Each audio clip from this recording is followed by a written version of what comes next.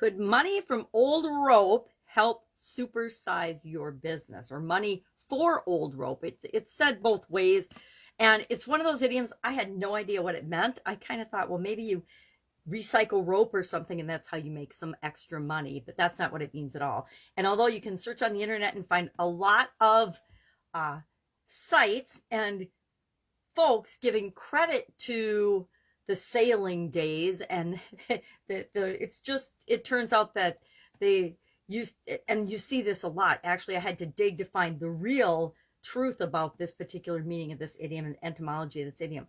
A lot of sources credit it to the sailing days, which when the heck is that? When sailing ships were popular, and that they said that in workhouses, widows and children were put to work taking apart old ropes, and then it was used to caulk ships. Well, ships were caulked, but they were caulked with hemp that was soaked in tar to fill in the cracks on the ship to make them not leak, not old ropes that were torn apart by widows and children in workhouses.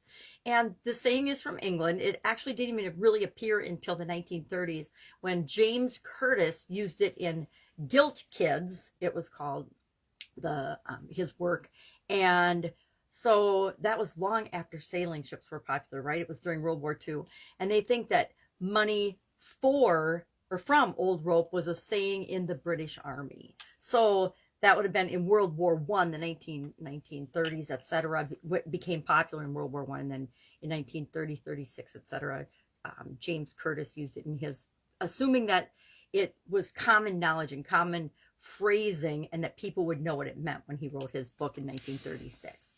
So what does it mean? It actually just means easy money, different ways of getting easy money into our businesses. And easy money, cash flow, helps us to supersize and grow our businesses, right? So what are some ways we can get easy money or more money flowing into our business? Number one, target the right people. Target the people that our products and services are perfect for, because it will help them solve a problem or get the transformation that they want in their life. We can acquire and have what is called an offer stack or a value ladder, where we have different tiers of service that we bring people into our organization at a lower cost, a lower tier, and then we sell them more solutions to different problems that are the result of the original problem we help them solve. We can also have multiple streams of income in our business. We're talking about multiple streams of income in the annual challenge, which we're focusing on financial for the month of May, Money May.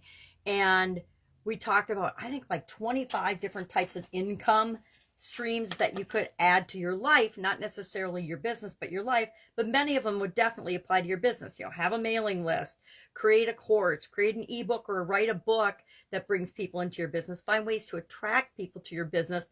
Creates easy money, right? Easy income, easy profits.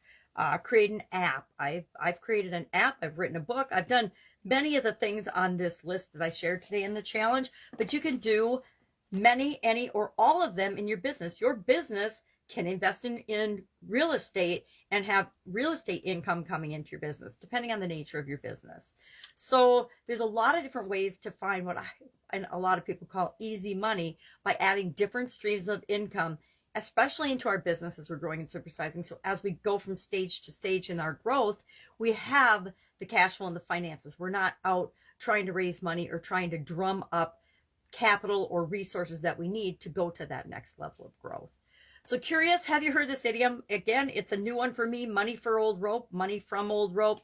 Never heard it before, maybe because it comes from Britain that I haven't heard of it, and that it's not that well used in America. Well, if I haven't heard of it, I definitely have not used it. So love to know your experience with it. Yes, this idiom or expression.